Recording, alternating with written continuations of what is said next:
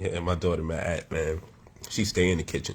So, all Gonna have a right. lot more siblings with that George. They gonna hold you. Oh yeah, no doubt. So, go ahead, my brother Sincere. I want you to go over again. So you were saying, and I got this on Facebook as well.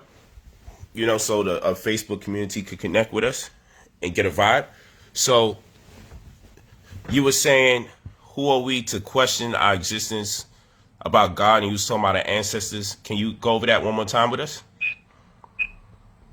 Like who are we to question the Creator on why us or our ancestors went through what we went through, like, and what we going through now? Like, feel me? What kind of past life karma did we create to be going through these things? You know what I'm saying? Like, that's basically what I was saying.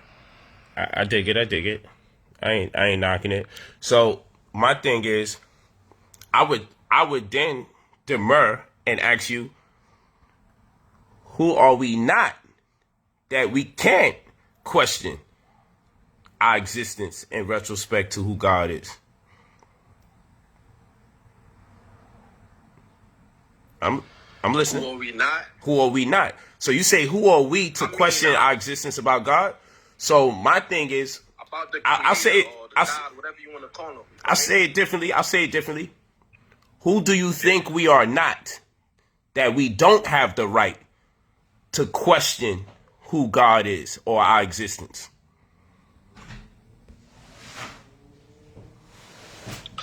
I mean, like, I feel like we all are God in our own, like, you know what I mean? Like, we all are like a piece of God, or, you know, just a limited version of God. But, I mean, he is over us. Like, he is the Almighty. And where you get, and now, hold on, let's slow down. Where do you get the idea from? Well, there's two parts to this. And, you know, I want us to definitely keep the bill going. So there's two parts. One part is, if you feel like we are God or a portion of God, then that goes into who we are not and or who we are. Because if we are a portion of God, we would have the right to question God, because then that would be called introspection. Now, if you presume that we are God or a portion of God, I would then say we should have every right to question who God is, because the answers would bring us closer and more resolved to who we are. The next thing is, you know, again, it's the who we are not. You know, if we weren't competent enough to ask questions, then I would be like, yeah, like, who the hell are we to question something like our own existence or God? Because shit, we're dumb as bricks. But me understanding that we are more than just sentient beings, we're greatly intelligent. We have a lot of resources available to us in the form of math and science and different applications that can help us engage this data a lot more efficiently than any other generation that preceded us. I would say, where are we getting these ideas from that we don't have the right to do it? That sounds like a religious protocol. So you say you're not making subscriptions to any religion, but don't you think that you're creating a limitation on yourself by reframing from asking who or what God is? Do you think you're not putting a limitation on yourself? Or are you afraid of the answers you might get? Nah, I mean, I could admit, like, I am putting a limitation, because I feel like we're not at the point, like, as consciousness wise, we're not there yet. Feel me? To even question certain shit. Like, we still gotta work on a lot of shit within our own, like, community, and you feel me, on Earth. Like, we got a lot more work to do ourselves to be even worrying about other shit. Like, feel me? Like, why questioning, like, why we going through what we're going through, when we all have, one thing we do have is choices and decisions to do what we want here. I agree. We choose to do the wrong shit and create our own karma. You feel me? Okay. That's what I think. I'm walking with you. I ain't knocking you, my brother. This is an open bill for us to connect. Let me go ahead, Adriana. This is what I believe. I believe God created good and evil. Because if he could create Satan and Satan turned out to be evil, and he knew this, and he allowed it, then, I mean, I just feel like it proves that he created good and evil as well. And I think he is good and evil as well. If that makes sense. Makes sense to me. And I would contend this. I would say, you know, I like to say that the God that everyone's worshiping is the devil. I like to say that because how could everything else be compromised in existence, but they don't compromise the messaging about God? So, again, it goes back to what I was saying earlier. The Roman Catholic Church has 72 books in their scripture. The King James Version of the Bible, the most popular version of the Bible, most people's Bible has 66 books. But the Bible is missing tons of books that the Bible mentions. The Bible mentions the book of Jasper. The Bible mentions the book of Wars. You know, the Bible's missing a whole bunch of books. Yet people believe in that Bible, which is to say they believe in God, which the message of God is conveyed by way of the Bible. But the book is missing books. So we wouldn't go to a movie and have the conviction that we're going to get our money's worth if we knew the movie wasn't complete. And we wouldn't get beat in the head for $20,000, $100,000 student loan if we thought the curriculum was going to be incomplete either. But when it comes to religion, you can find out, hey, you do know they took books out of the Bible. And people would be like, oh, the books we got is enough. And that's crazy to me. The books we got is enough. So in my mind, yo, just the fact that you got people accepting certain things like a Virgin Mary, who's a preteen, who's depicted as a grown woman, who's espoused to a grown man that's anywhere between 30 and 90 years old. But then you find out, hold on, Virgin Mary is 12 or 13 years old, and she was espoused to Joseph, who was 30 or 90 years old, or however people want to call it, he was a grown man. We accept that. Once I see that people are willing to accept certain types of information, then I know they got us. And now I look at the whole thing in my evaluation like, you know what? If there's a God, if there's a devil, then the God that people worship is the devil. If the book already can be compromised, and if people can accept adult women holding a child that really are portrayed as children, giving birth to children, and then you bring that to people's attention and they don't care no more, and then this little girl is espoused to a 30, 90, 80-year-old man, and no one cares about that, or Prophet Muhammad and Aisha and a young child, 6, 9 years old, and the consummation of marriage, and no one cares about that, or the Jews that can do oral circumcision onto this present day in New York City, where they put their mouths on the penises of the child and rip the foreskin off by sucking the penises of the child. If everybody's okay with this and everybody's like, yo, just respect people's religion, then I know if there's a God, then the God that people worship is the devil, because he's controlling the narrative. The books are missing. The children are having sex. The babies are getting their cock sucked. Like, oh, this is just crazy. And everyone's saying, hey, respect people's religion. So, you know what I'm saying? At this point, the devil's the one controlling the narrative. If there's a God, the devil's the one who's everyone's God at this point. And the only people that are safe are actually the disbelievers. And like I said, if there's a God, God is not going to be mad at me for rationalizing I shouldn't mess with none of these Negroes' religion, none of these white people religion, because all of them are accepting this goofy shit, and I don't accept this goofy shit. I'm not making subscriptions to it. I'm not looking to make excuses for it. I'm not looking to enable anybody. I hold everyone accountable that believes in any of that, and guess what? A true and living God is not going to see me on the so-called day of judgment and say, yo, I don't understand why you didn't go for it. A true and living God is not going to see that there's tens of thousands of religions and know that I said to myself, yo, I ain't want to be the idiot who thinks I'm going to get the right one out of tens of thousands. So I just chose not to deal with none of them cats and just be a good person and figure it all out when I finally get a chance to connect with you in person. I don't think a God would be mad at me for not believing, because no one gave me anything to believe that was worthy of my mentality. Now, this stuff is worthy for other people's mentality. Hey, I'm not going to, don't question it. Well, it just looks that way. Nah, nigga, you ain't, no. Slavery took place and God didn't intervene. Books were taken out the Bible and no one feels away. Children are having babies and espoused to grown men. Nobody's concerned about any of these things. Guess what?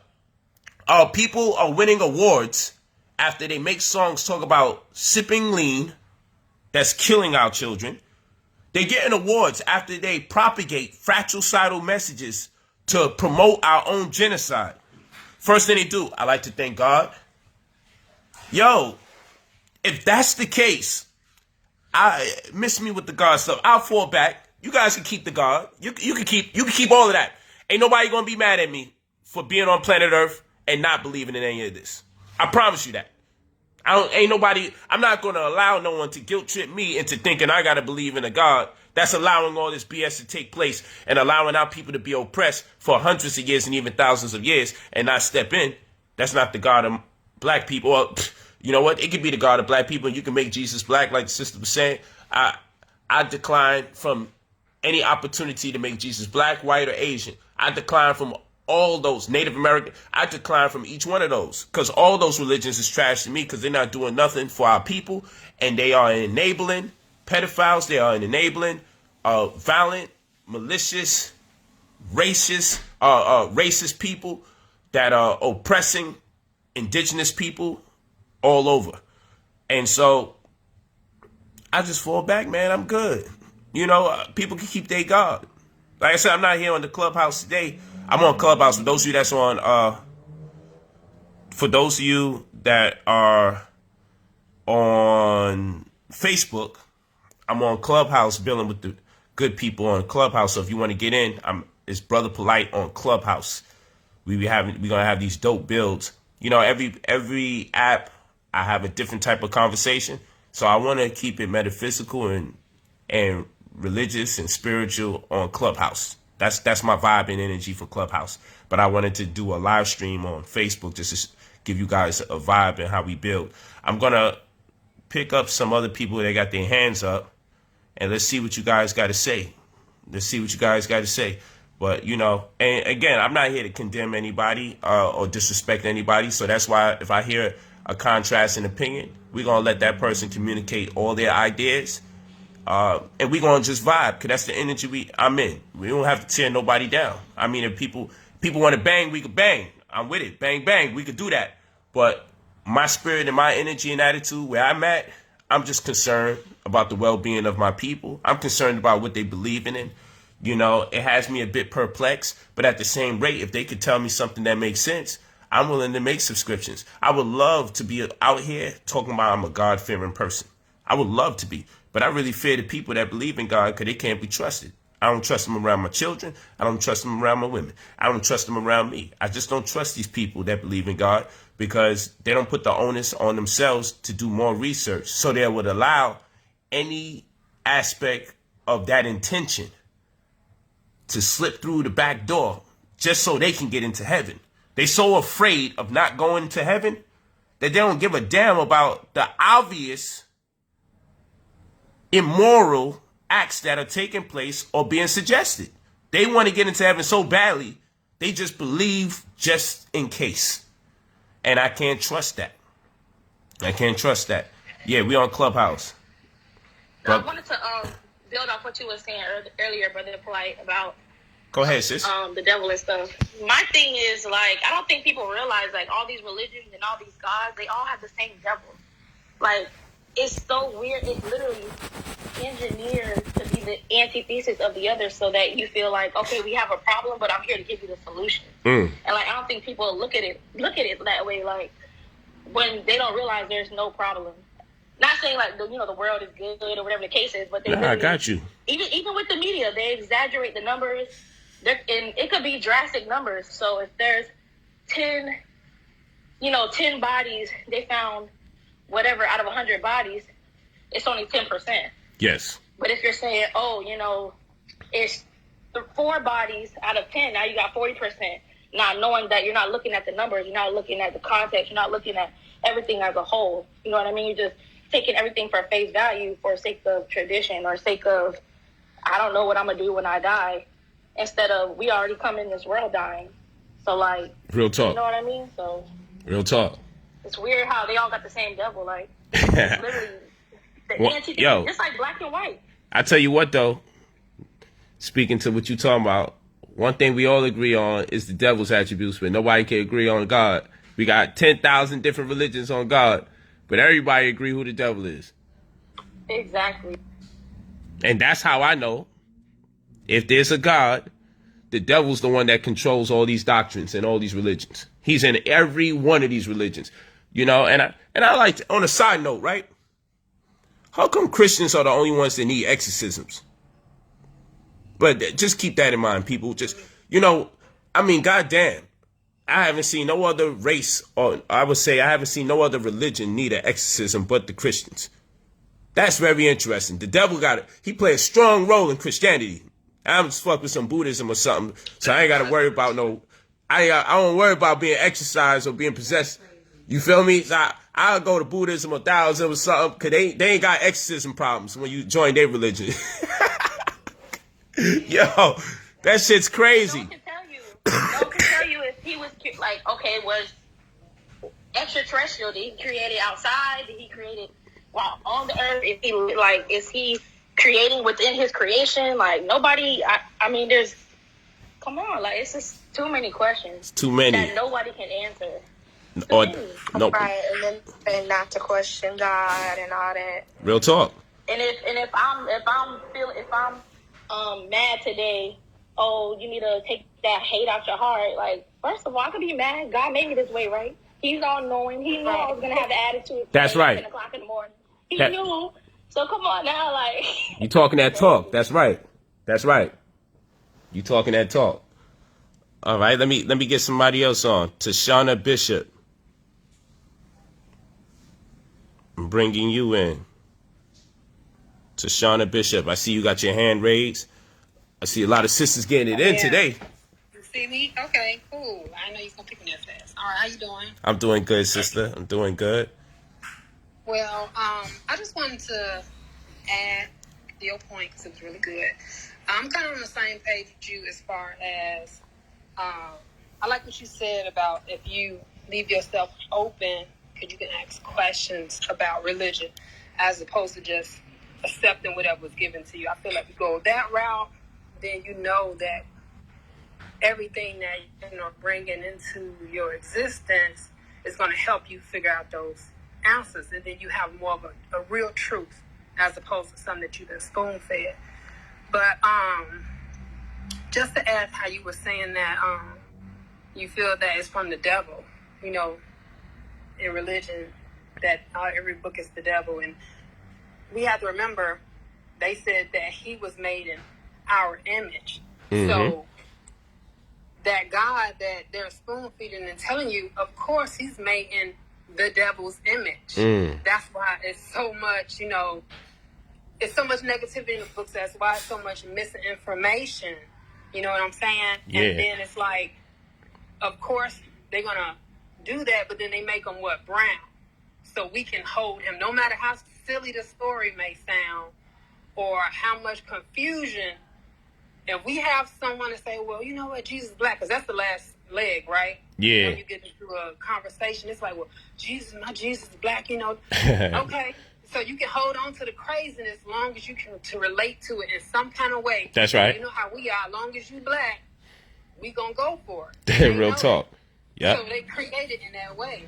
So I just wanted to point that out. So yes, the devil. The God that is being worshipped, it is in truth the devil. Talk that talk. Okay. See, we waking up. Go ahead, sister. Exactly. And you said, you know, why in Christianity we were the only one needing exorcisms, and it's because I believe. Well, I don't like to say I believe. What I understand and know is that God is the consciousness within us that allowed us to be here to experience life, you know. And I've watched many of your talks, and I know that you understand about, you know, us being able to feel and have these senses. You know, we're here to experience life through this consciousness. We just a physical, flesh, but we have that entity within us that allows us, Yes. And when you are a Christian or deep into non-factual religions, you will need an exorcism because you've lost consciousness, you've lost yourself. So in order for you to come up out of that, you would need to be exercised. If there's exercise, you have to exercise yourself in order to break that curse up off you.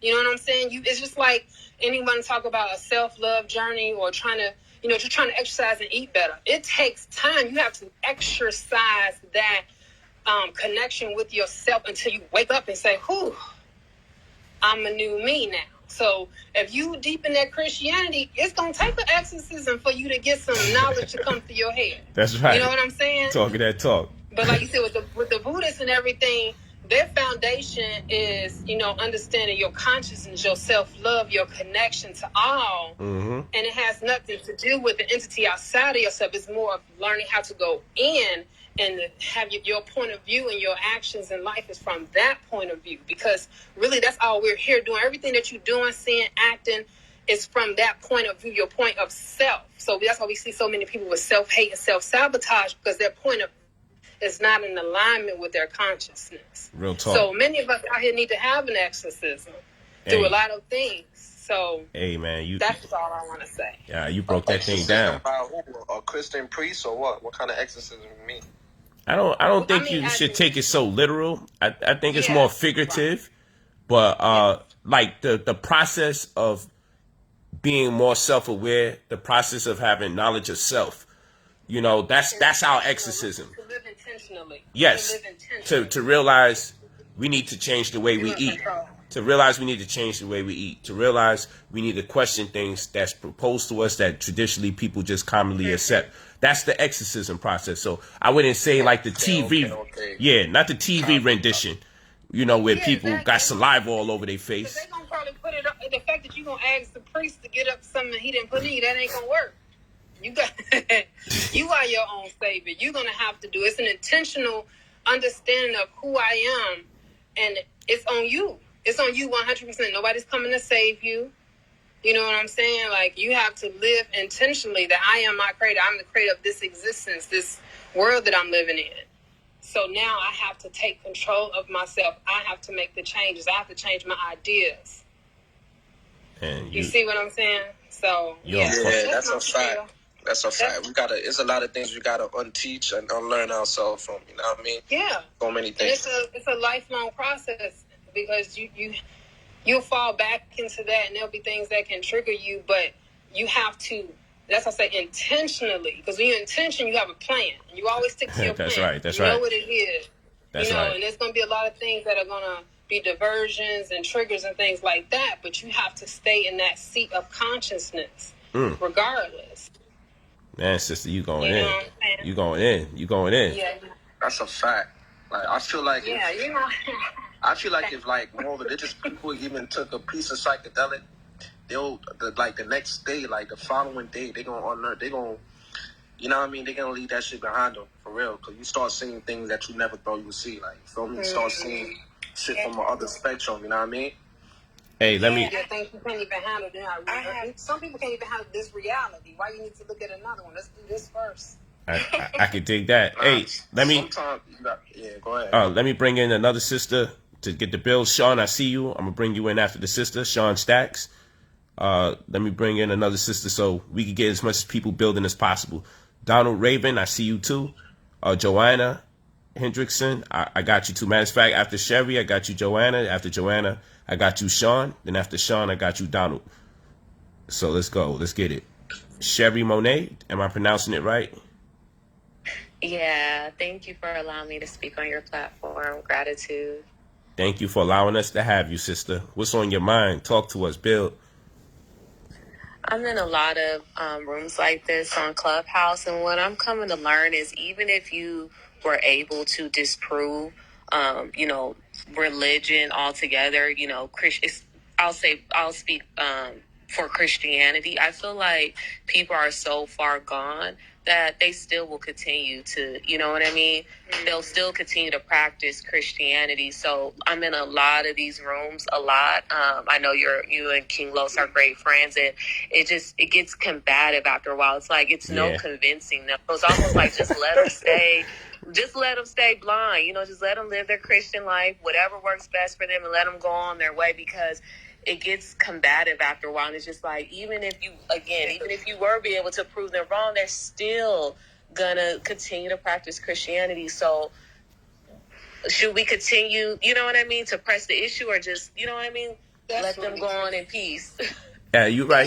I say, it's best that it's half and half. And what I mean by half and half, should we antagonize them? Should we pursue them? Or should we let them be in peace? I was going to also ask your opinion real quick, Polight. Yes. And sometimes it feels like, in my opinion, sometimes it can almost feel like, even for the spiritual people, that is starting to seem very religious to me as well. I agree. So it's like, we could talk about Christians and this and that, but spirituality, like I said, just from my experience being in this room, is starting to become very, just like, to me, kind of turning me off from everything altogether. So I don't know if you made that observation, but that's just something that I've been observing just from being in these type of rooms. Nah, I totally agree. So on the first part, as far as do we build the Christians or do we leave them alone? I say it's half and half. And what I mean by that is, if we join these forums and build amongst each other to build each other up with our consciousness and understanding, people tend to listen to you more when they're less accountable. Meaning, what you get out of a book, when you read a book, no one's there to let you know when you're in error. You could undergo that process without being embarrassed. So when we have these forums and we communicate our ideas about the nonsensical aspects of religion, they'll pick it up a lot easier if they're not the subject matter at hand. If they're not the person that has to speak to it or for it, if they're not the person that verbally has to be held accountable, and they could just sit in here and just listen to us build, a lot of times they'll take more heed if we're talking amongst each other than as opposed to we talking to them directly. And in doing so, then they might be more forthcoming when they start tearing down the walls of that dogma and say, yo, I was part of that. I was into that. But when you talk to people directly, sometimes just talking to them directly, especially if they know you, it's harder for them to process the data, because the compromise is, oh, I know who you are, or you used to be wilding too. Now you're trying to tell me something. But if they overhear someone else speaking about it, they tend to take more heed. So what we have to do is, sometimes we could talk to them directly. Undoubtedly, that's one form of learning. But I realize the best form is, like, everybody that's ever been in my cipher, I've never attempted to convert them over to any form of consciousness. It's always my presumption that if you could be around me long enough and you're not swayed to move in a similar capacity, you don't have to be like me exactly. But if you're not swayed, like if you're still motivated by religion and you spent a lot of time around me, then it would tell me a lot about you. Like, like Jay-Z said, it says a lot about you if you're not feeling us. You know what I'm saying? So that vibe right there is more like, if we just walk in the light of the sun as if all can see us at all times, if we just do our own thing, people will take heed and they'll vibe with us on that merit, And then as far as consciousness or the conscious community per se, it has become like a religion because that's what people know. So we come out of one religious paradigm and then we'll turn the void of religion paradigm into a form of religion because that's what we know. We practice, human beings are habitual creatures. So even when we think we come out of a habit, we turn the new habit forming scenario into something reminiscent to that of the old habit. So what you'll find is, I'm conscious. I do my thing. I'm pro-black. I'm Pan-African. But for some reason, I'm not supposed to have nice cars. I'm not supposed to be around women that wear form-fitting clothes. I'm not supposed to be happy that I made money or show off the money because somewhere there's some kind of rules where people are saying, hey, you can't do that. But that's part of a paradigm that comes from religion. And when I say paradigm, I want to make it clear that a paradigm is a set of rules that's written and unwritten that people make subscriptions to. So, like, for instance, snitching is a paradigm. we'll say, or tattletelling is a paradigm. It's not really written into any law book. It's not into no religious code per se, but everybody knows it's not cool. Everybody knows there's no glory in doing something with a certain intention, getting caught, and then telling on everybody else that was part of the same intention when we was all working in collusion. Like, everybody agrees. So that's a paradigm. A paradigm is a set of rules that are written and or unwritten that people make subscriptions to. So in the religious paradigm, yeah, money is evil, or the love of money is the root to all evil, and having cars and all this other stuff is supposed to be a bad thing. Then we get conscious, and we still have some of the religious paradigm filtering into our conscious stream, where now the same criteria is being asked of us as conscious brothers and sisters that was deemed necessary for the religious world. And it's like, nah, we're free of that. In this world, like, I deal with a lot of people who lead lifestyles that may be considered to be compromising, whether people strip or dance for a living, whether they're in the streets doing their thing, gangbang, whatever, right? But I don't mind being associated with them. And people be like, yo, your association with them is what got people questioning you. But in my world, I don't make subscriptions to the religious paradigm. So in my world, I accept the fact that all of us are move at different levels and different speeds. If I feel like I need to drive $300,000-$400,000 cars and own them, that's where I'm at in my stage of existence. And in my world, I have a saying where I say, if you don't burn out your desires will burn you out. I don't want to leave Earth in need or wanting some of the delicacies that Earth has to offer. So in my world, only reason I want to have it is so I can let it go. So some people are spiritual by default because they don't have resources or money. And so I always suggest that we have a responsibility to achieve material success. So when we achieve material success, we can be tempted, so we can realize who and what we are. You know, give the man the right amount of money and see if he starts contributing to infidelity. Give him the right amount of money. See if he actually would take care of his own children. See if he would help homeless people. Give the woman the right amount of money. See if she speaks condescending to people or treat people bad. You know, there's nothing wrong with self-indulgence. But I would like to believe that there should be a point where you come to the realization that everything that you use en route to self-indulgence soon would dissipate as far as the desire is concerned, and you kind of transform inside out, and you realize how much more important it is to help other people. But that's a process that we call a long walk on a short path. That means it's not nobody's right to make a determination about how soon should I be done with the nice cars. How soon do I need to be over with holding the paper stacks? That's my own personal process.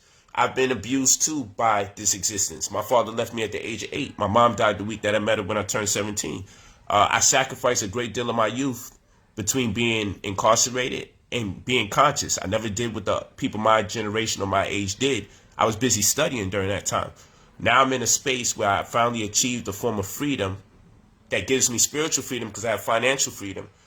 And it's my divine right to exercise indulgence, not for the purposes of indulging for the rest of my life, but so I can burn out my desires so my desires don't burn me out. Because when I leave planet Earth, I would like to say I'm without want. I don't need no more. And that's actually a place in contentment where I'm at. Now, other people can say they're content, but they don't necessarily know because they haven't achieved a certain level of material success to really know who they are. I'm telling you, having more money than you need creates opportunities where you may leave who you think you are and be at a place of no return. Okay? You'll find out who you are when you have resources galore. And it's a great temptation when you could eat as much as you want, drink as much as you want, party as much as you want, meet as much as people as you want to meet. That's a whole nother world. But if you play the world of religion, they'll have you hide from the opportunity like you're not good enough. Like people say this, the religious world, just like you was talking about, Sherry. People say, why you got your women dressing like that? You shouldn't let them dress like that. I'm like, excuse me, the females don't have a say over what they should wear. You think I'm just going to sit here and you think I dictate to the women exactly what they need to? I can give my opinion, granted, especially if I'm in a relationship, but the way people talk, the presumption is like the women have no say. I'm manipulating them. I'm making them dress that way. No, I like when they wear form-fitting clothes, my wives, because I want to look at them. A lot of men don't even let you know they're in a relationship with somebody online for obvious reasons. When I post it, oh, why you gotta let everybody know who you with? I'm like, because I'm proud of the person that I'm with. This is crazy. Why is she dressed like that? Don't you know other men gonna look? Men that have sex with crackheads, that's how savage they are. Like, and know the woman's a crackhead. Like, that's just what we dealing with on planet Earth. My intention isn't to entice other men. My intention is to engage my wife sensually and sexually and to let her know I appreciate her on metaphysical and physical levels. Like, that's just my business. But I'm not going to concern myself with the carnal seat and nature of other men, because that would denote a level of insecurity in myself. And it will also speak to a greater narrative of what I think about women if I feel that a woman can't wear form-fitting clothes and be trusted because she's in a relationship with me. So that's all from that. Like, the undertone is strictly and purely religious. We get these ideas of not trusting the opposite sex and looking at sex like a bad thing from religion. Just like if I get upset with somebody, I might call him a pussy. I might call him a dickhead. I might call him an asshole. We always go into like genitalia or sexual or private parts, right? And so religion has made us ashamed of sex when it should be the complete opposite. It shouldn't be frowned upon. It should be celebrated, and it should be acknowledged as one of our most divine opportunities to demonstrate our ability as far as Godship is concerned on a microscopic level. But you'll find that we'll call each other names that are associated with our genitalia or private parts, because obviously we must be ashamed of those body parts. And even like men, when we go to the bathroom, and sisters too, we wash our hands after we use the bathroom. We don't wash our hands before we use the bathroom. And the reason why that's important is, what do you think of your private parts? That you're willing to touch the whole world, use the bathroom, touch yourself, and then say, since I touched my private part, now let me wash my hands. You've been exposed to everything before you touch your private part. You should wash your hands first, then touch your private parts to use the bathroom, then wash your hands again. But we will go straight to the bathroom, touch our private parts, with no regard to the fact we've had access to the whole world. And then our private parts are so bad, so nasty, so disgusting. Yo, let me wash my hands after I've touched it. But let me not wash my hands before I touch it, because clearly the private part is way more dirtier than everything that I have had access to the whole day. So it tells you what we think of ourselves sexually and what we think of sex in general. Like, it's crazy. It's layers to this. So yes, sister, we definitely have made a religion out of consciousness. And when we find that we're still making those type of subscriptions, we have to get ourselves out of there. I'm not talking to people about being lawless. I'm talking to people about being realistic. And what I mean by being realistic is, hey, accept the fact that you can move at your own pace. And just because you may label yourself woke or you may label yourself conscious doesn't mean you have to move any faster or slower than anybody else. It doesn't mean you have to achieve what they have achieved in whatever span of time they've achieved. If you decide to start going vegan, cool. You decide to start homeschooling your child, cool. You do what you can with what you have available to you. And if somebody judges you and say, yo, why you still going to the club and you supposed to be conscious? Or why you dressing like that? You supposed to be conscious. That's religion.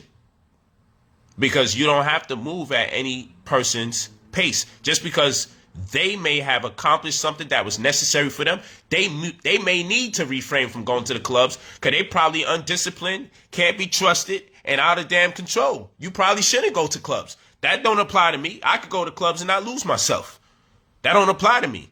And maybe I might outgrow going to clubs at some point or the other, but it doesn't make me any less conscious than you are because you're on the path and you have refrained from going to clubs. We move at our own pace because you may not go to clubs, but you may also eat meat.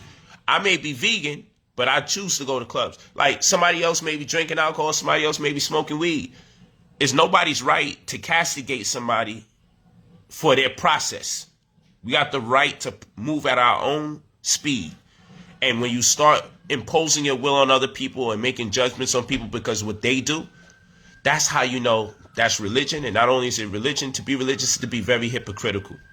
And it's not fair to people's process. Because what we should do when we find things in common with each other because we realize that we're conscious, we should celebrate each other's consciousness and we should see what level each other is on and find strength in the parts of other people's process that we've yet to obtain, rather than looking for people's inconsistencies. Because when we look for other people's inconsistencies, we're actually revealing our insecurities. And that's what religion has done for us. Real talk. That was a whole word. Like, Powerful. I'm so glad you're here. Thanks, That was sister. powerful. Thank you so much. Let's see who's out there. I did tell. Oh, thank you. I actually need that. Now I understand why you did that. Thank you. Okay, this is perfect. So I can stop with the shaky hand syndrome. Boom. Okay.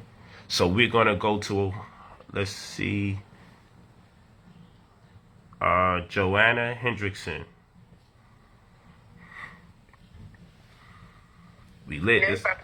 Yes, good evening. How you doing, sister? I think the things are so divine because what's so ironic is that one commonality that I found in this whole conversation is that no matter what questions are being asked or what opinions are being made, it all a lot of times reverts back to, I think, how we feel about self. Because a prime example is like with the gentleman, Mr. Sincere, when he asks, who are we to think of ourselves on a divine level or to wonder why certain things are happening to us or why we're experiencing certain things.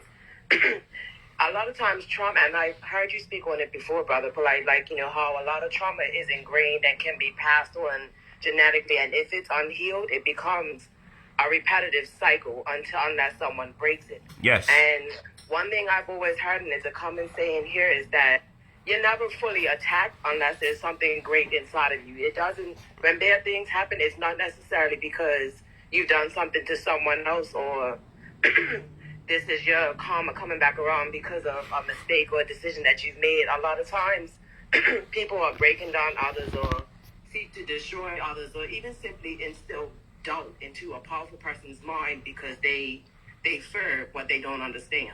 Real talk. But look at what's happening here is that we're all from different parts of the globe, and yet we have different opinions and different opinions that we form, but we all there's still some commonality in what we're saying because we all can relate. And it's ironic how we're all different, but we have similarities that we either never speak on because we're not taught to. And a lot of people are not taught to question. A lot of people are simply taught from young to, be quiet unless you're given permission to say something or, don't speak unless you're addressed. But it's just like, if I don't question anything, I don't know. And say, from growing up in a religion, I used to be Jehovah's Witness. And that was one religion to me that I found was very hypocritical because whereas they have been known to always kind of try to push on and instill their opinions and their beliefs and stuff onto other people. But the moment anybody came to try to have an honest discussion, it was shut down immediately because it wasn't something that they believed in. I'm just like, well, how does that work?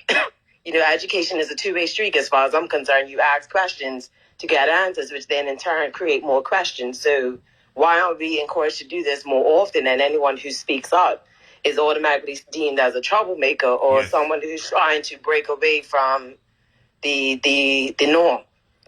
And it's so funny how you spoke on, I love the term paradigm because like you said, with snitches and all that other stuff, a lot of people depend a lot on paradigms. And I think they simply don't, because it's not something that's talked about a lot, they don't understand how often they do it.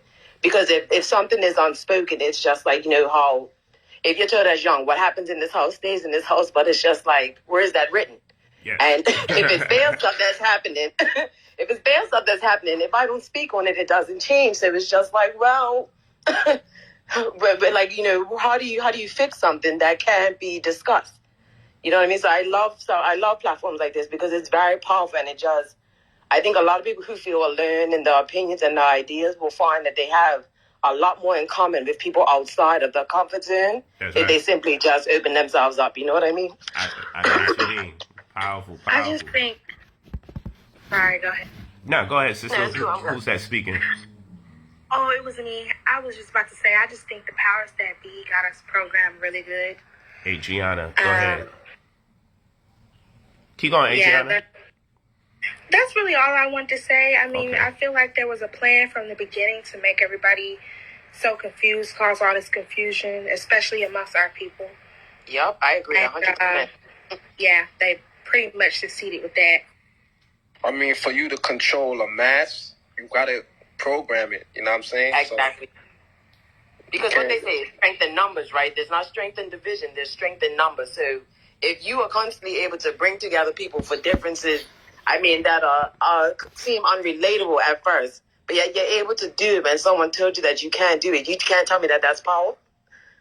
Because, I mean, it seems easy to create divide someone because of the differences, but you can't bring people together. And I'm just like, yeah, not everyone can do that because it takes a powerful person, but you have to believe and be okay with what you are. Yep. The main issue is, due to religion, everybody's scared to die. Nobody wants to go to hell. So you know what niggas gonna do? Niggas gonna conform, and you know what I mean. And niggas not gonna fight. Niggas not gonna go to war for what they want. They want to sit back and pray and hope that they make it to heaven. You feel me? I agree with you. I agree. Hey, let me get Brother Sean on here. Sean Stacks. You know, keep this thing going. Then I got to get Donald Raven Jr. You know, I'm on it, y'all. I'm on it. Let's get some of these brothers on. We had a lot of sisters building, which is great. Continue to build. Let's get the brother Sean Stacks in there. He's in my courses galore, making tons of money. His mom's makes money. His father makes money. He makes money. We talking in the tens of thousands. Go to brotherpolight.com. I'm glad that you. That's a fact. That's a fact. Glad you found me on Clubhouse, man. What's up? This is our first time. Oh yeah, what's going on, P? I'm chilling, King. Good to hear your voice, my good brother. Likewise. What's on your mind? What's on your mind? Or how you want to build, or what you want to add on? I have an issue with the concept of faith in general. Okay. You know, I think I think faith is like a cop out to ignore common sense, reason, logic, being questioned, all while believing in fairy tales without having proof or evidence to validate their claims and beliefs. Man, so I just wanted to ask anyone who subscribes to any religion solely based off faith to explain how they feel comfortable or content in believing in something with no proof or evidence to back it up. Hey, if you are out there in the audience, you can raise your hand and I will call on you so you can connect with the brother Sean. I agree with the brother Sean. You know, and I mean, we normally talk about the money, so this is a different venue. And I'm happy that we can have this build because clearly we on the same page. So, I mean, that's how we connected regardless. I love it. And so if you can put your hands up in the chat, and then I'll look for the person whose new hand is up there. If you want to address your ability to believe in that which you don't know. And, we'll really use the word faith because we know in a connotative sense what it means it represents to religion. Because we all deal with a certain level of belief. You know, if I buy a book, I got to believe it has something in there for me. You know, if I go to the supermarket, I got to believe that they might have the ingredients I'm looking for.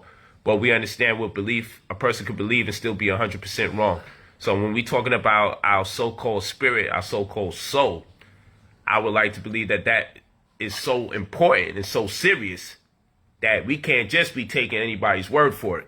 And that's what faith does. The faith that they taught us about is, hey, you know, just get it in where you can get it in. What you don't understand, figure it out later. But hey, you know, save yourself. Like Son said earlier, cats don't want to fight for their freedom. They don't want to do no revolution. They just want to believe. And like I said earlier, our people lazy. So they'll believe so long as they ain't got to do no research. And so I have a level of faith in my friends, but that's faith based on facts.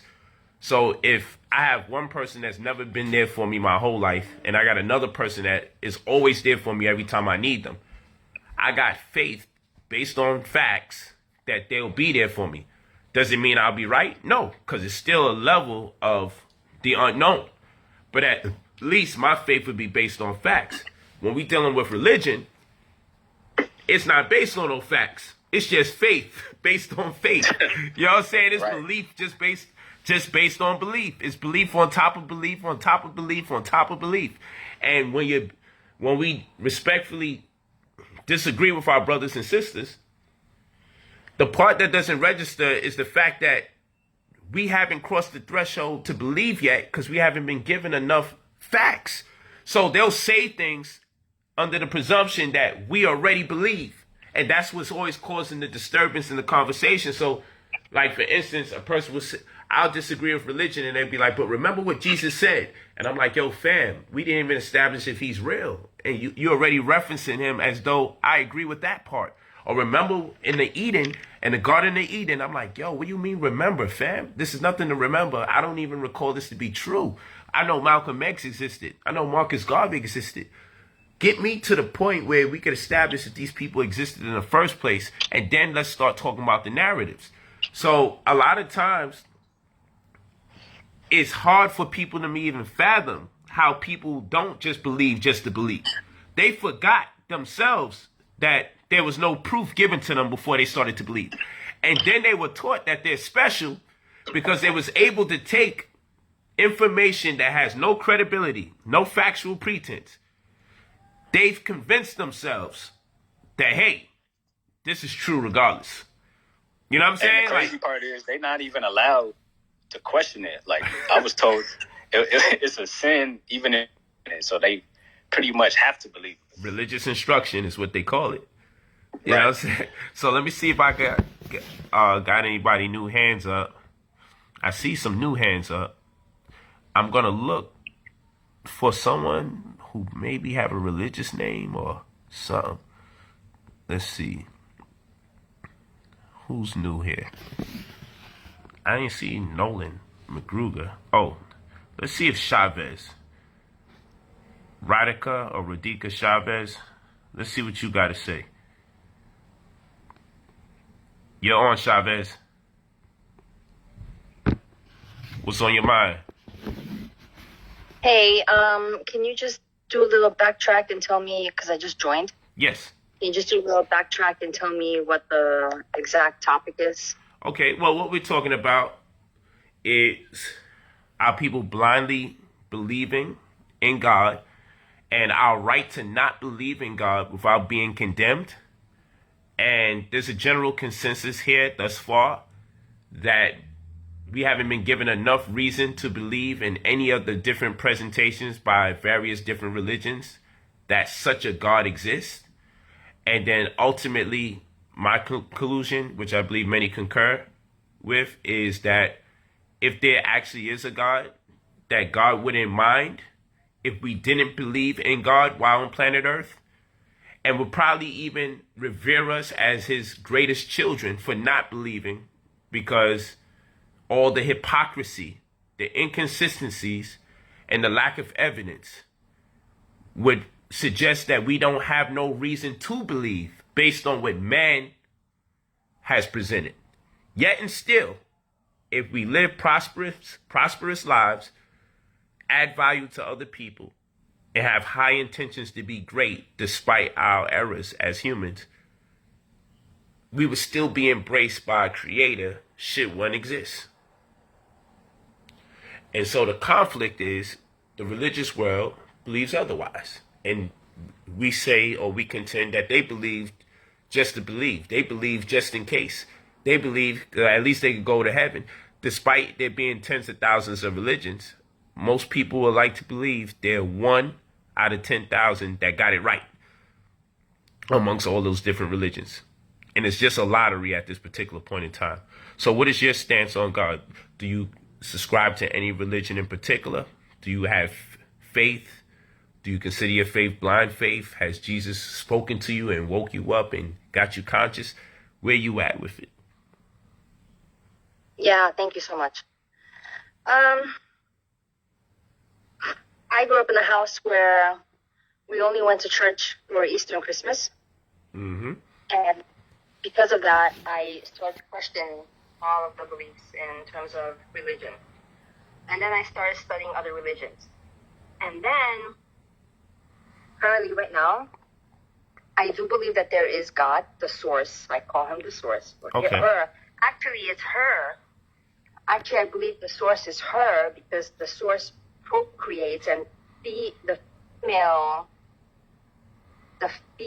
energy is the one that procreates. Male energy. I'm with that.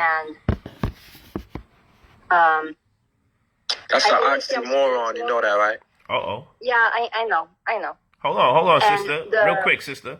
Why would you say that's an oxymoron, brother? Why wouldn't God be a woman? Nah, she's saying that the female procreates, but I feel like you gotta have the female and the yin and the yang to procreate. You know what I mean? Okay. I think she's talking about nature. Mother Nature. Why do they call it Mother Nature? I mean, who gives birth? Women. I don't think a man gives birth. But I know, of course, what you're saying from like a male perspective, like, yeah, there has to be something that plants the seed, right? And also, if I may add that the name of the earth for spiritual people or for other people, the name of the earth is called Gaia, and they always refer to Gaia as Mother Nature, the female part of it. But anyway, besides that, when it comes to religion, my mom and I always go back and forth in this. She doesn't kind of condemns me. You know, my belief is religion is man-made. Yes. And when I think about all of the different, I only want to talk about Christianity at this point because I don't want to go into Buddhism and Islam and the other ones. We was touching on those things earlier. No problem. When it comes to Christianity, there are so many different denominations. Okay? And when they don't agree with each other, they separate and form another denomination. So, for example, I was baptized Greek Orthodox, but the Orthodox Church and the Catholic Church were united at one point until they disagreed. And then they separated. And then here we have all of the different versions of the Bible. Okay? And, I'm going to be 49 next week. And when I think about all the different versions of the Bible, I think about how they don't agree with one another.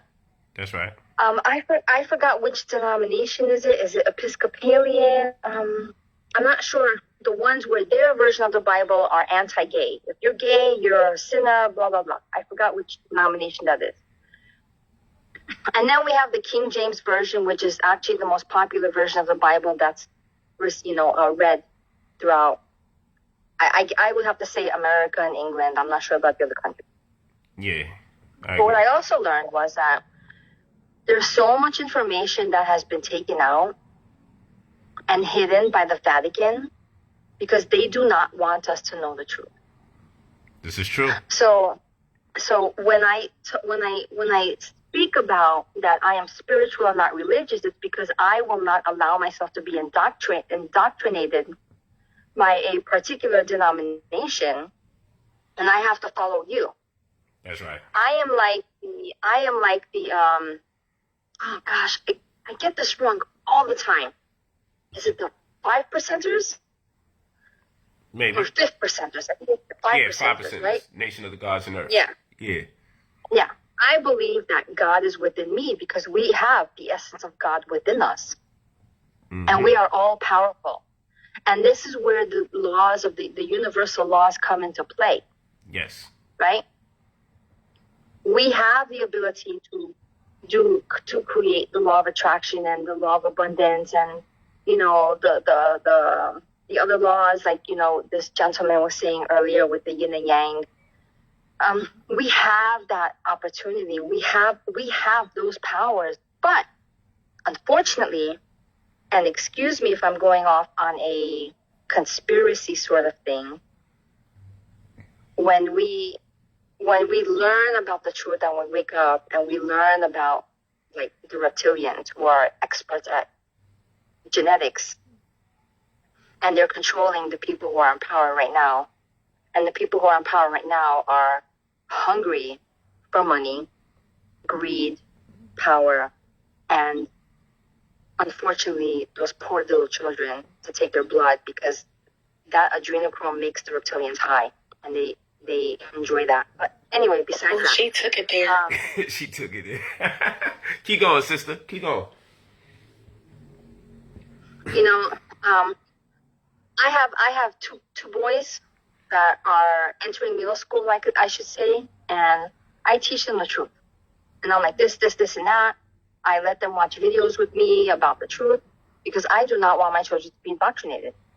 So when it comes to religion, I do not believe in any religion, because religion is only about holding us down and not allowing us as human beings to understand and to achieve the, how can I say it, the level of what we can do as human beings. So when it comes to the negative entities, the ETs, they want to control us. And they envy the human species, the human race, okay? Because the only race that I consider is the human race. I don't care if we were black, purple, blue, or green. We are all a human race. We all bleed the same. We're made up of the same things inside. And let me think about this for a second. They envy us because the number one thing that the human race has is the power of emotions. We are emotional beings. And even if you are a salesperson, how do people make decisions when they buy something? It's because of their emotions. And I've done sales before, so that's why I'm bringing this in as well. And I don't know what else to say. I mean, that's kind of like basically it. I don't believe in any religion whatsoever. I believe that God is within me, and as long as I help other people to achieve their potential, as long as I help other people with whatever they're dealing with, because I consider myself an indigo, and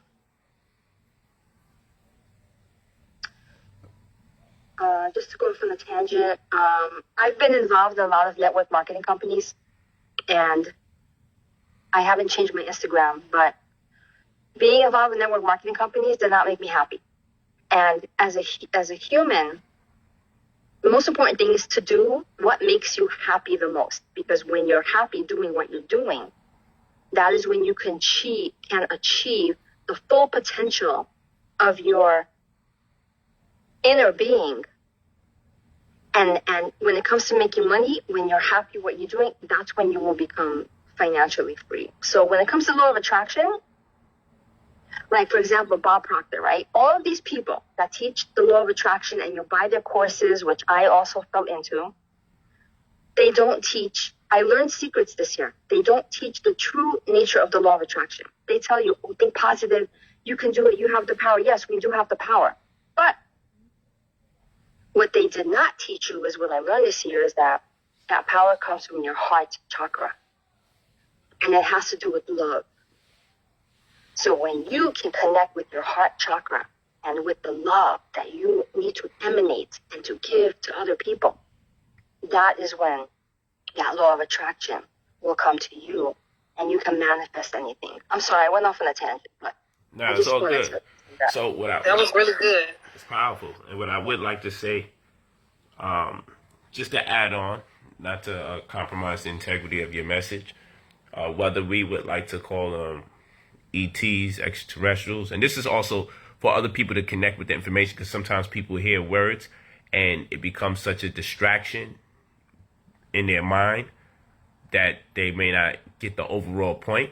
So for those of you that believe in God, God would have to be an extraterrestrial, because extra terra astral, extra is an additional, as an additional amount. Terra, Latin for earth, astral coming from the stars.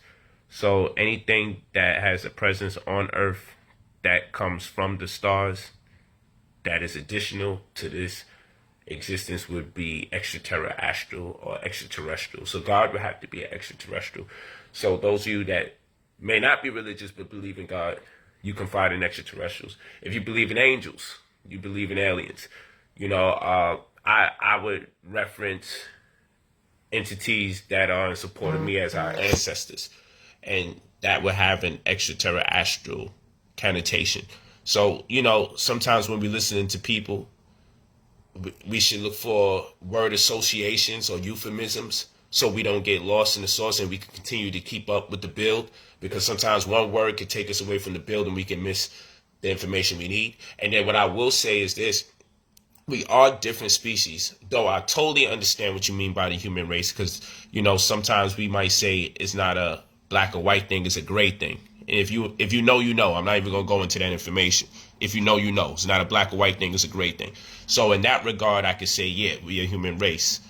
But there is a level of ambiguity or contrast, because, I mean, hey, some Asians get mongoloidism or Down syndrome. They have 47 chromosomes. That's wild if we understand science. We're supposed to have 46. Where does the 47th one come from? All right. And so there's diseases that are exclusive to different genotypes or to different races, like sickle cell anemia. So we don't exactly bleed the same blood, but I totally understand what is meant by one race, the human race. I get the concept, I get the understanding, so I'm not against it, because in some conversations and in some scenarios, it is a matter of simply human race.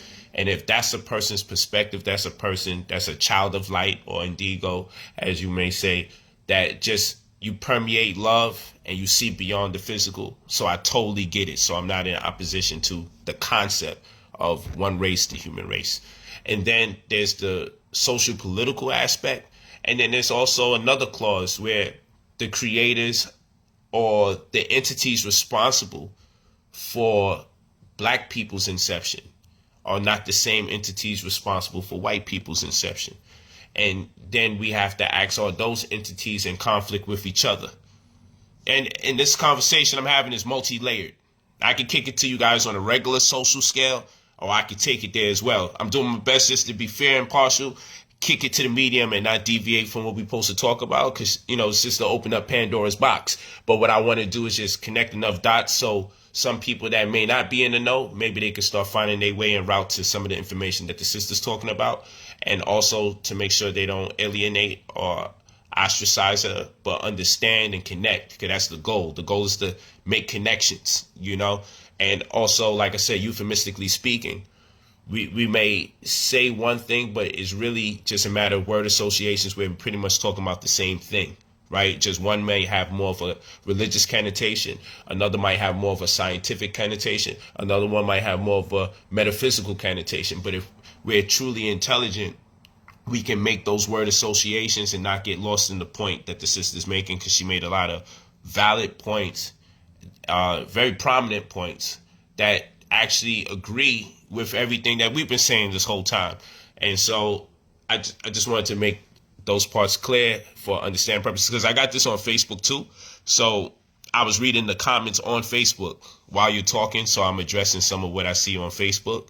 But overall, the people say you did a great job, and I thank you for your contribution. I'm going to allow somebody else to speak whose hand is there, but you can stay on, sister, and when you feel it suffice to add on, definitely do.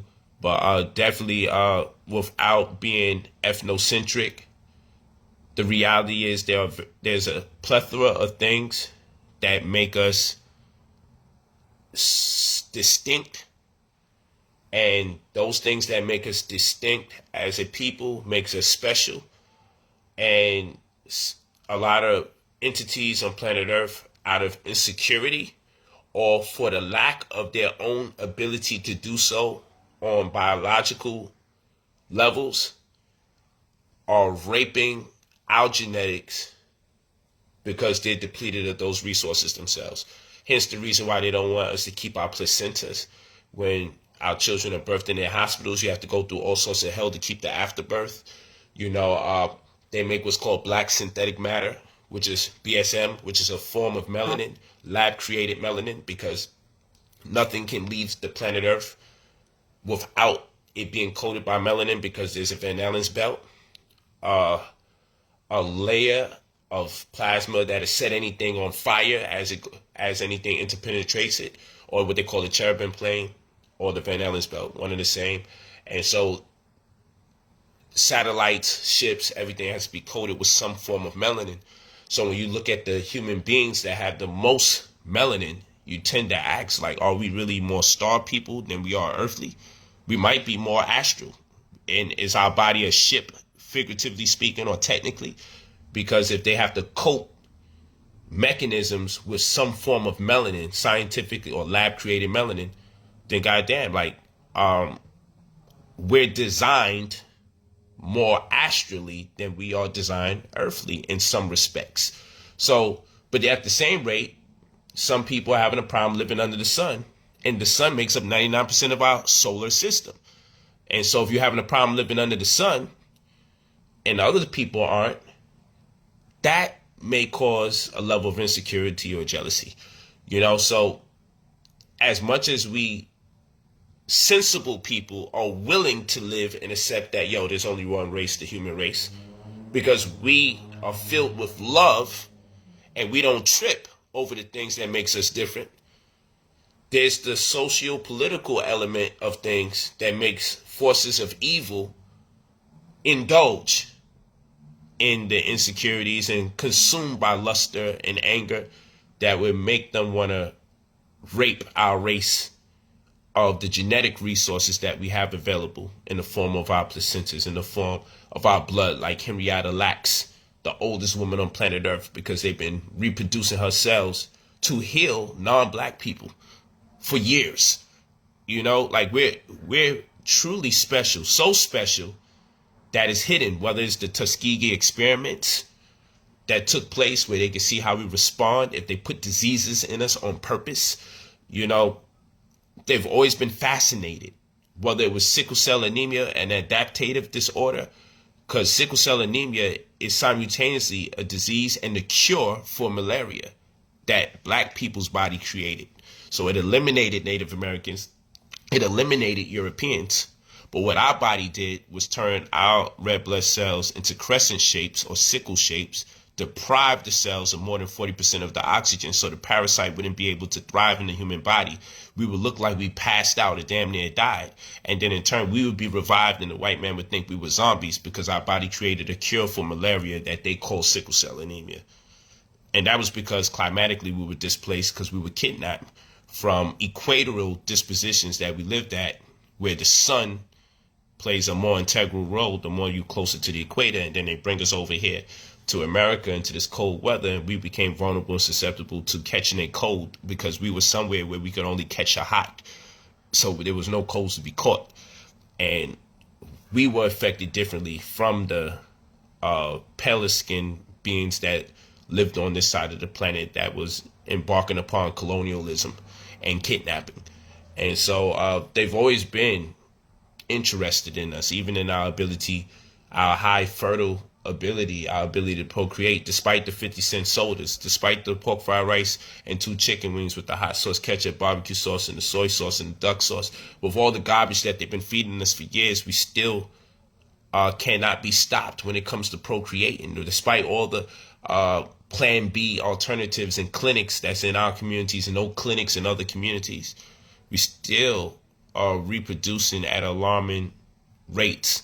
And so, yeah, as much as I would just love to live in a world where it's only the human race, the truth of the matter is there are some things about black people that still have not yet been defined to the general public, that if people really took the time out to understand who and what true Nubian or children of the sun or Melanite beings are, you know, we will come to terms that black people are actually the aliens or the extraterrestrials. But I'll leave it like that. That'd be for another conversation for another day. You know what I'm saying? Because I don't want them shutting down my Facebook or leaving me messages like they always do. This message is against community guidelines. I just got 2 of those today. And they just be having bills just like this.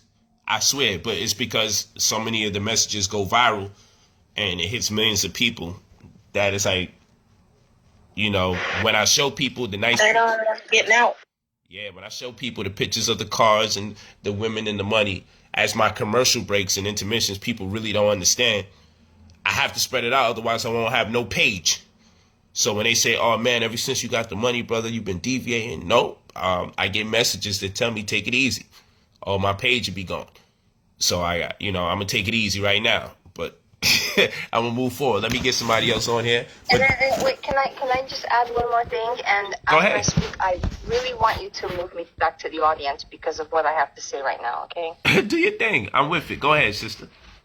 All right. Sunday night, what's today? Tuesday? Okay, not this Sunday. Last Sunday, I was in a room on Clubhouse and I was speaking. The room shut down. I went to another room and I started speaking. The room shut down. Okay. I joined the room, I think earlier today, and I'm grateful that you are the only moderator at this point. I joined another room today earlier. As soon as I got accepted to speak, this was the GABA gang one. Over 100 people were in it, I believe. Room shut down. I feel like I'm being targeted, and I can't talk about it, but I know that they are listening to me, and they don't want me to speak. So, if your room shuts down, please know that I am a friendly, but they're trying to shut me up. So, that's what I want to say. Yeah, that's what I want to say. I'm not an enemy. I'm a friendly. I only have love and light in my heart, and I just really want to help people, you know, and I feel like for the past week plus, every time I want to say what I have to say from my heart, that they're trying to shut me up. You know, they're trying to shut up the truth, and it hurts me so much. And just today, I got a 30-day FB ban on my page because I'm speaking the truth on my page, you know? I totally get it, sister. Trust me. And, you know, in my world, I want you to stay on. You don't have to go into population. Stay on. You can leave it on mute. But, you know, I want you to understand it's not just you. So that's why this forum is here. So you can know it's not just you. Because on the real, you know, I just did something the other day. I got a video on my Instagram, my last video that I did, where I'm petitioning to the people because it annoys me. You know, because they set this thing up. This thing is all illusion. So they got my people thinking that I only want to post money and women and cars. That's part of my lifestyle. So I could post the truth just like somebody else. If you got a Toyota and you post a picture of you and your child with the Toyota, ain't nobody mad. But because I drive a Rolls Royce, my people get mad at me and say, yo, you shouldn't do that. But ultimately what they don't understand is when I post videos about vaccinations, I get a message saying that this is against community guidelines. When I post messages about what makes us special, I get messages told that this is harmful. But then I look and I say, yo, these guys are rapping about killing other black people. And this is just nonstop. They got like 20 videos in a row showing guns and everything. And that's not against community guidelines. I talk about epigenome. You know, I talk about parthenogenesis, the ability for women to be able to procreate without a male. And I talk about this in concept, right? And yo, you know, one more of these and your page will be taken out. Sometimes I can't write captions. Sometimes people can't share my videos. And so I know how stressful that could be when you want to share information or just connect with other people because we're not next to people are not readily available around us that vibrate on this frequency. So normally these platforms is the only platforms we have where we could talk to people of liking, spirit, and mentality and consciousness, where we could say, huh, because a lot of times I do this for my own sanity. When I do these live streams, I be doing these live streams also for my sanity. It don't be just to also promote consciousness in other people. It be for me to perpetuate these themes within myself and to realize that other people is on the same type of time. So I definitely don't want you to leave, sister. I want you to stay locked. I want you to stay in tune with us, and know that you're not the only one. And guess what? In the position that I'm in is like, so, okay, I get the warning. Don't do this. Okay, I get another warning. We're going to shut your page down. I get another warning. So then guess what? So then I post alternative things, and then my people turn on me and be like, yo, that's all you want to post. But then I got to be conscious enough not to just go crazy and say, you know what? This social media platform is doing this and this one's doing that. Because then that'll get me taken away. And then it's going to defeat the whole opportunity of me being able to share when I can share. So the illusion is so ill that my people will really be sitting here and not even question themselves like, yo, we know Polight got the knowledge. So Polight is posting alternative things that's also part of my lifestyle. You just got to be patient so I can spread it out, because when I go in, like, even this level of censorship here, that's why I always tell people, go to brotherpolight.com, get my classes over there so we can do what we got to do, because there's a level of censorship. I got to be careful. What's the website? Oh, brotherpolight.com. Brother, Polight. P-O, light, like light bulb. It's spelled differently. So Polight, Polight, brotherpolight.com.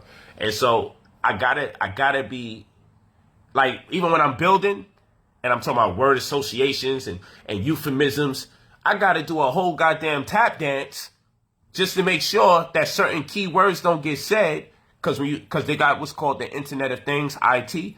So if you just say certain key words, it goes into their system and they know how to get you.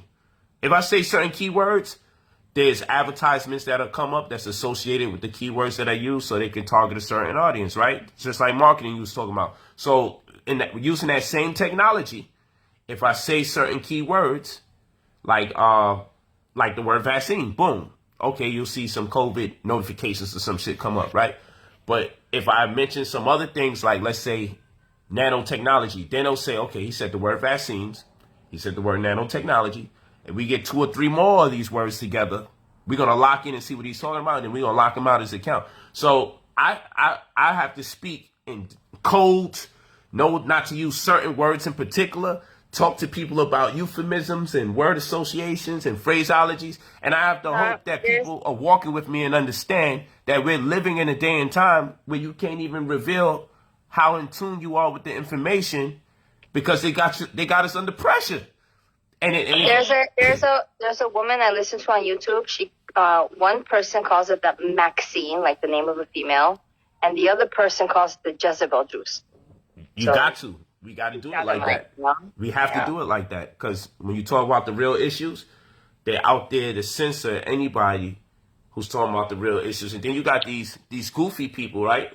When we talking about that juice, you got people that'll sit here and report you because they mad that you're not insisting that everybody else get the juice. It's crazy. So yo, that's a fact. I had a song I was trying to do the paid promotion on Instagram, and they said that it went against community guidelines. And then that same day, I seen a random ad of a video, and this nigga was talking about bodying niggas, Draco. So how does that not go against the guidelines? But I was speaking about just police brutality, like, things that is like. What I'm talking about, irony, right? Because this is exactly what I said. Sean and Radhika, 2 people that came in after the initial conversation. And this is exactly what I'm saying. The irony of it all is that there is such an attack on confidence and worthy and knowing your worth of self that people will constantly attack you on the most menial things or distract you with the most menial things. I was talking about popsicles with my 6-year-old godson, and all of a sudden I'm getting an advert about popsicles. I'm like, I don't want the popsicles here, but because, I'm sitting here researching about different religions or different opinions and stuff, because like I said, I spent a great deal of my childhood in a religion that once I got to a certain age I've always been one that dealt with for myself, but it kept conflicting with my spirit. I'm like, okay, something is not right about what they are trying to teach us, because it's triggering something in me that says, hold on, you're contradicting yourself in every step. But when I question it, I'm wrong or I'm argumentative. No, I'm questioning it because it doesn't make sense. And you fight me on it because you don't have the answer. That's right. And when I'm trying to seek it for myself, it's a problem. Like, I'm like, it's a sick world that we live in. And I'm just like, you cannot continue to question powerful or assertive people because that is how you incorporate change. And people don't like change. We all know that people don't like growth. People don't like change. People don't like people to mix things up. But how do you think things that people evolve? How do you think that they grow? They don't grow. They don't grow if they stay the same. That's right. Like, you know what I mean? And like I said, there's division, there's weakness in division, and there's greatness in numbers. So why do you think they're trying to control the masses if they don't see a purpose-driven greatness that they possess? That's right. Right. And I just want to share with you one more thing before I shut the hell up. I just want to share a website with you that has books and papers and information, news clippings from the 1800s and early 1900s to like 1970s and whatnot, which I think some of you will find as a great resource. It's called the rabbithole.wiki. And you can read all of this stuff online. You can't download it, unfortunately, but it's called the rabbithole.wiki. And there's so much information there, including aliens and Gilgamesh and communism and all of this stuff, you know? Got you. So I'm going to shut up now. It's all good. Thank you. Just stay on the path and know you're not alone, sister. You're good. You're appreciated in this room. You always have an opportunity to speak here, you know, because we're not here to tear nobody down. We're here to build and use everybody as a resource to get to our ultimate goal of streaming consciousness, like the way we live stream on Facebook. We want to stream consciousness in such a way that it's easier to upload and download data amongst the network of conscious people that represent a collective as a mind. You dig what I'm saying? So let me get this brother that I said I was going to get him. Hold on real quick. Donald Raven Jr. Let's get you. See, you had your hand up for the longest. Sorry for the wait, my good brother. But you see how we get in the building. So if you're there, you can start building right now and let us know what's on your mind. Hello? Yes, we can hear you. Oh, all right. Yeah, I was studying, started playing video games. I was like, oh, man, I ain't never going to get picked on this. I love the fact that the topic kind of deviated into what it did. But to really get an establishment of what we're talking about and religion and everything like that, my standing point, I am a Christian. Okay. The only reason I say that is because I grew up as a Christian. I studied more of Christianity and the Holy Bible stuff. I was baptized as a Catholic. I hung out with Muslims. They tried to convert me into Muslim, to being Muslim. Assalamu alaikum, Islam, all that good stuff. I chilled out with a lot of 5%ers. I chilled out with a lot of God bodies. So I got an open mind. You know what I'm saying? I kind of got a view on different points of what we're talking about.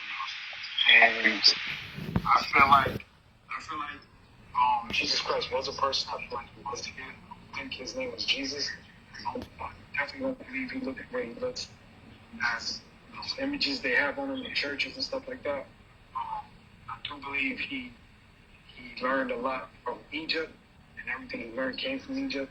And the miracles he performed, he learned from Egypt to try to preach it in subliminal ways because they wouldn't allow him to kind of preach it the way it's supposed to be. But I also feel like a lot of it, everything is connected somehow. You know what I'm saying? And if you read the Bible and then you go into the conspiracy theories and everything like that, you kind of see what was going on. You know what I'm saying? You see what they took out. Because if you read the Bible, you got to read the Apocrypha, right? You want to get them books that they didn't add in the regular Bible, but they did add it into the Apocrypha, like the Book of Eli and all that good stuff, right? So if you get it, like the Bible kind of says, you be careful with what you eat.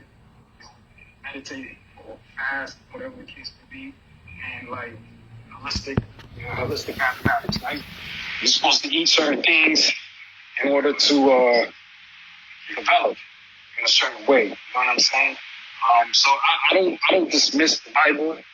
I don't completely follow it. Right now I'm studying Zen. I got a Zen master and everything, studying meditation and all that. So yeah, that's my take to I don't want to take up too much time on this time. I was kind of late. No problem, brother. Some of your message was a bit compromised because it's staticky, but I do understand that you are a Christian, but you're open-minded, and that's good. You know, keep that open mind, keep connecting with people with different dispositions, different faiths, different knowledge, and I know you'll come to terms ultimately with what's best for you and your raising of consciousness. That's what I could definitely say to you. Maybe on another occasion when we get you, it'd be even more clearer and we could build. I just want to see if I could reach out to maybe one or two more people that had their hands up for the longest. Let me get this, Quay CK. Put yours on mute real quick, my brother. Okay, Quay CK, you in here? You there? Yo, peace. It's a brother from the... Where you from? Hello? Yeah, can you hear me, brother? I can hear you now. Where you from? From the UK. Okay, peace to you. Peace. Yeah, first of all, I just want to say that this is an honor just to be able to speak to you, Brother Polight. I've been following Signet TV for like a couple of years now, and every time I was on that channel and I heard you speak, I was just always impressed by some of the topics that you spoke about, and the way the ability to articulate yourself was always brilliant to me, regardless of any other subject, even if I disagreed. So I was always appreciative to listen to what you had to say. Thank you. As far as regards to the topic, especially when you talk about relationships and some of the social issues, I definitely think that you raise valid points about the community tends to focus too much on the religious side, and we kind of need to take our religious hats off and focus on the issues, the social issues right in front of us. So I definitely really appreciate that, because that was a strong influence on me to kind of raise those type of conversations to even my brothers and sisters. As far as like the topic, as far as religion, I'm actually a person who's into Islamic mysticism, and I just wanted to raise this point. So some Islamic philosophers who I think that they took these points from the Sufis, so because I'm kind of into like the Sufistic, in Arabic is the Tasawwuf, Sufi path. And so some of the Islamic philosophers, what they would say was that when the Quran talks about heaven and hell, these are not necessarily physical places, and that these are more like mental states of mind. And one of the points that they were making was that if the Prophet Muhammad came and he was to preach a spiritual reward, then probably people would not take him seriously, because the average layman is probably motivated by physical rewards. So that message would not actually reach the hearts of people if he was to teach them that that these heaven and hell was just spiritual rewards, meaning that religions are there to kind of teach people to be morally upright, and that actually is the reward, that you are actually a morally upright person. And I feel like what they're saying is that if the Prophet Muhammad came and taught that, people would just not pay attention to him. So that's for the reason why that some of these verses, they talk about heaven and hell as physical places. And I think that it's an interesting point, because I do feel like there would be chaos. People would just not pay attention to it if there was no reward. If there was no reward in return. So my other point is that if we was to approach these stories of prophets and looking at heaven and hell, what I've just mentioned, as a more allegorical, do you think that could be a message that you could be open-minded to? That's my question. Yeah, I'm open-minded to either one. Actually, the people's decision to perhaps maybe mislead people into thinking it's one thing when it's really another, then eventually the misleading never stops. And that's what we have to be mindful of. I do understand what you mean by like the pure Sufi approach, because in every religion, you have the Gnostics, then you have Christianity. You have the ultra Kabbalistic representation, and then you have Judaism. So you have Islam and you have the Sufism. So there's always the dichotomy. There's always the metaphysical approach and then kind of like the literal approach, the most dense approach that most people take. I see it in every culture, you know. So I would definitely be more inclined to Sufi doctrine as opposed to the conventional Islam. Like I'd be more inclined to the Gnostic aspect as opposed to Christianity. Like I would be more inclined to the Kabbalistic approach and Gematria, numerology, more so than I would be than the surface meaning of Judaism, because that's what I vibrate off of more so. You know, and it's more plausible because I understand the intention behind it ultimately is to raise consciousness, right? And so it speaks to the narrative that it's two different types of people on the planet, right? So, yeah, some people are, you know, very literal, and other people, if you give them input, they could probably give you an output of 6, 7 things. Like some people, you say 2 + 2 = 4. That's as much as you're going to get back out of them. Other people, you say 2 + 2 = 4. They may tell you, well, then if that's the case, 4 - 2 = 2. And if that's the case, 2 × 2 = 4. And if that's the case, 2 to the second power is 4. So some people operate like that, where you could give them one thing, but the output would be 4 or many more things.